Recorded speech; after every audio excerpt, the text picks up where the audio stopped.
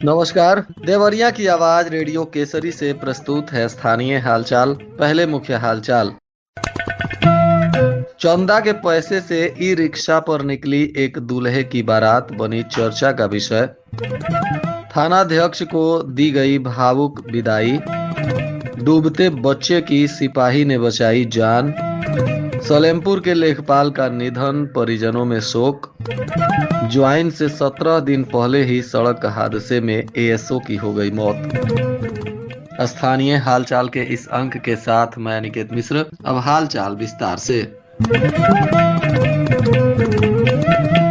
खुखुंदू थाना क्षेत्र में एक दिहाड़ी मजदूर की बारात ई रिक्शा से निकाली गई। बताया जा रहा है कि सादगी और सामूहिक सहयोग का उदाहरण यह बारात क्षेत्र में चर्चा का विषय बनी हुई है। प्राप्त जानकारी अनुसार भटहर मोहल्ले के निवासी दुर्गेश पुत्र स्वर्गीय राम अवतार और रामवती अपनी शादी के लिए डुमरिया लाला रवाना हुए। उनकी शादी दुर्गेश जो दिहाड़ी मजदूर हैं और उनके परिवार की आर्थिक स्थिति सामान्य है उनके साथ तय थी। ऐसे में दुर्गेश के दोस्तों और गांव के लोगों ने मिलकर इस शादी को खास बनाने का निर्णय लिया। सभी ने आपस में आर्थिक योगदान देकर बारात के लिए लगभग 30 ई रिक्शा को सजवाए। बारात निकलने पर लगभग 100 बाराती इन सजे हुए ई रिक्शा में सवार होकर खुशी खुशी गंतव्य की ओर रवाना हुए। यह अनूठी बारात पूरे क्षेत्र में लोगों के बीच चर्चा का विषय बनी हुई है। आमतौर पर इस क्षेत्र में बारातें महंगी गाड़ियां और बड़े तामझाम के साथ निकलती हैं, परंतु दुर्गेश की इस सादगीपूर्ण बारात ने इलाके में चर्चा का विषय बना दिया है।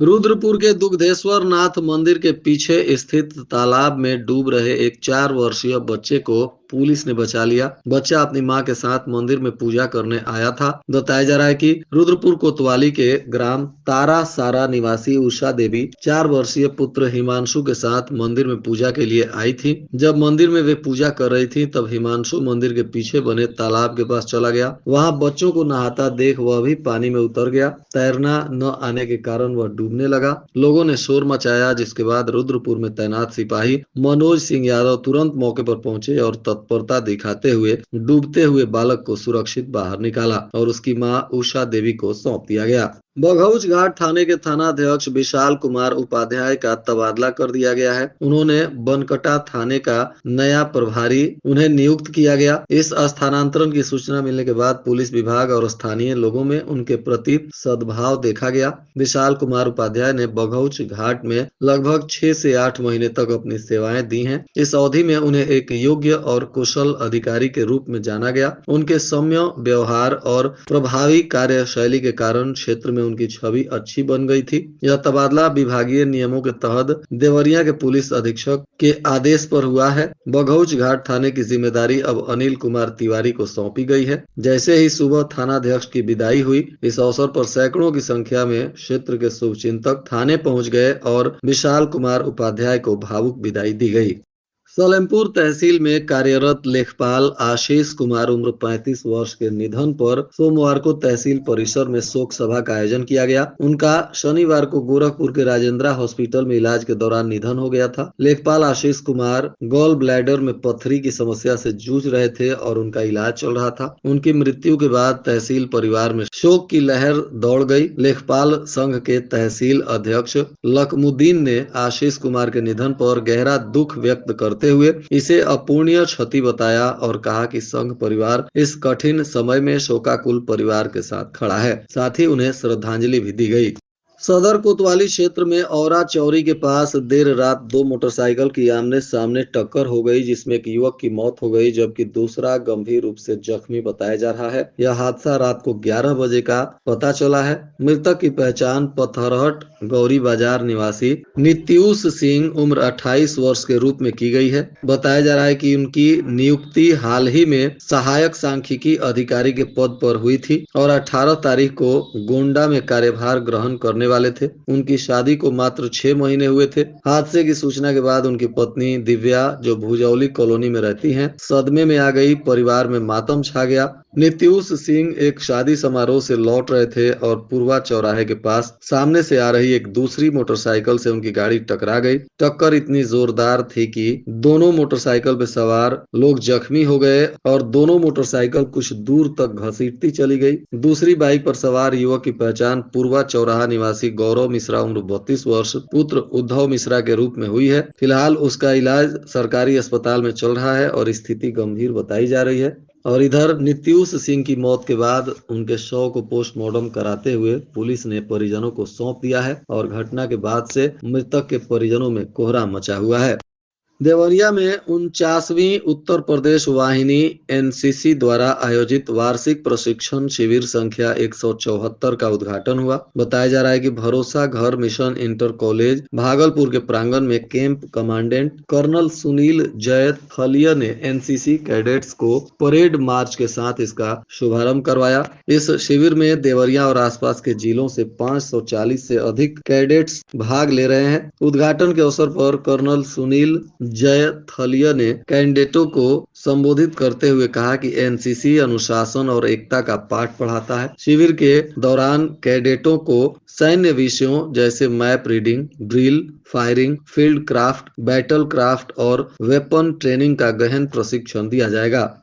राष्ट्रीय समानता दल के प्रदेश अध्यक्ष संजय दीप कुशवाहा ने कहा कि उत्तर प्रदेश में एसआईआर के बढ़ते दबाव के कारण एक और लेखपाल आशीष कुमार ने अपनी जान गंवा दी। इसकी गंभीरता को देखते हुए चुनाव आयोग एसआईआर की समय सीमा बढ़ाए और पीड़ित परिवार को 1 करोड़ रुपए की आर्थिक सहायता प्रदान करे।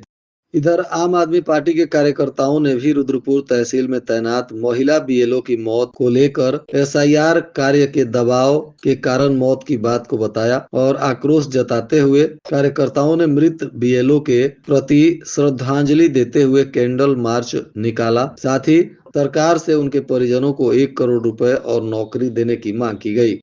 सरयू पारी ब्राह्मण परिषद के तत्वाधान में गीता जयंती की पूर्व संध्या पर विद्या धर्म संजीवन संस्कृत महाविद्यालय में विभिन्न प्रतियोगिताओं का आयोजन किया गया, जिसमें सरस्वती विद्या मंदिर, महाराजा अग्रसेन बालिका विद्यालय और संस्कृत महाविद्यालय के 52 प्रतिभागियों ने प्रतिभाग किया। इस दौरान गीता आधारित प्रश्नावली, अंत्याक्षरी, निबंध, भाषण प्रतियोगिता व श्लोक के स्वर गायन प्रतियोगिता का आयोजन किया गया, जिसमें छात्रों ने बढ़ चढ़कर भाग लिया। दुग्धेश्वर नाथ इंटरमीडिएट कॉलेज में निःशुल्क स्वास्थ्य शिविर का आयोजन किया गया, जिसमें 5 लोगों का जांच और इलाज के साथ ही परामर्श दिया गया। कॉलेज के प्रबंधक सूर्य प्रकाश जायसवाल और डॉक्टर सत्येंद्र यादव ने फीता काटकर शिविर का उद्घाटन किया।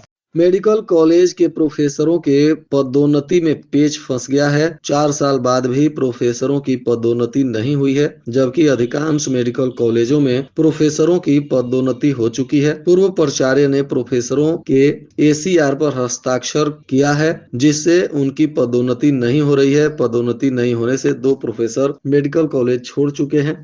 बरहज नगर स्थित तिवारीपुर मोहल्ला निवासी पेट्रोल पंप के मालिक और आलू के अड़हतिया के मकान का ताला तोड़कर चोरों ने एक एक कमरे को खंगाल दिया। बताया जा रहा है कि चोर 47 लाख रुपए नगद और सोने चांदी के गहने चुरा लिए हैं। इस घटना से जिले में सनसनी फैली हुई है। सूचना पाकर पहुंची पुलिस ने घटनास्थल का निरीक्षण किया और चोरों की तलाश शुरू कर दी है। तिवारीपुर मोहल्ला निवासी उमा शंकर मदेसिया की गिनती बड़े व्यापारियों में होती है और इन्हीं के घर पर यह चोरी की घटना हुई है। फिलहाल पुलिस इस मामले की तफ्तीश में जुटी हुई है।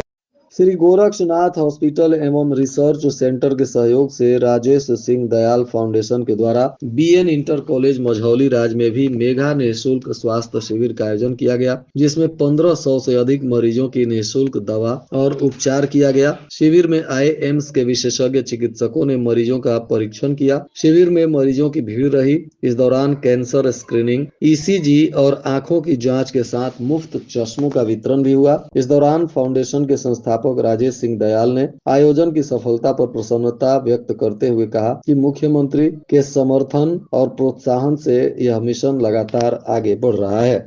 इधर सदर कोतवाली थाना क्षेत्र के अंतर्गत एक युवक के साथ अभद्रता करते हुए मारपीट का एक वीडियो वायरल हो गया। थाना कोतवाली पुलिस अब मामले की संज्ञान लेते हुए पीड़ित के मां की तहरीर के आधार पर अभियोग पंजीकृत कर जांच पड़ताल कर रही है। उत्तर प्रदेश माध्यमिक शिक्षा परिषद ने परीक्षा केंद्रों की सूची जारी कर दी है। जारी सूची में 163 विद्यालयों को परीक्षा केंद्र बनाया गया है। पिछले वर्ष के मुकाबले इस बार कम परीक्षा केंद्र बने हैं। परीक्षा केंद्रों की सूची को परिषद के वेबसाइट पर ऑनलाइन देखा जा सकता है। परीक्षा केंद्र के संबंध में संस्था, विद्यालय, विद्यार्थी, अभिभावक, प्रधानाचार्य, प्रबंधक को अगर कोई आपत्ति हो तो वे ऑनलाइन आपत्ति दर्ज करा सकते हैं। आपत्ति दर्ज कराने की आखिरी तारीख 4 दिसंबर निर्धारित की गई है। शासन की ओर से जारी गाइडलाइंस के अनुसार तहसील स्तरीय समिति ने सत्यापन के बाद परीक्षा केंद्रों की सूची परिषद को ऑनलाइन उपलब्ध करा दी थी। बताया जा रहा है कि यूपी बोर्ड परीक्षा 18 फरवरी से 26 मार्च तक आयोजित होनी है और इसी के लिए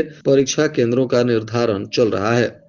और आज के मौसम का तापमान देवरिया में न्यूनतम 13 डिग्री सेल्सियस और अधिकतम 23 डिग्री सेल्सियस रहने की संभावना है। अंत में मुख्य हालचाल एक बार फिर। चंदा के पैसे से ई रिक्शा पर निकली एक दूल्हे की बारात बनी चर्चा का विषय। थानाध्यक्ष को दी गई भावुक विदाई। डूबते बच्चे की सिपाही ने बचाई जान। सलेमपुर के लेखपाल का निधन, परिजनों में शोक। ज्वाइन से 17 दिन पहले ही सड़क हादसे में एएसओ की हो गई मौत। इसके साथ ही रेडियो केसरी से प्रसारित स्थानीय हालचाल का यह अंक समाप्त हुआ। नमस्कार।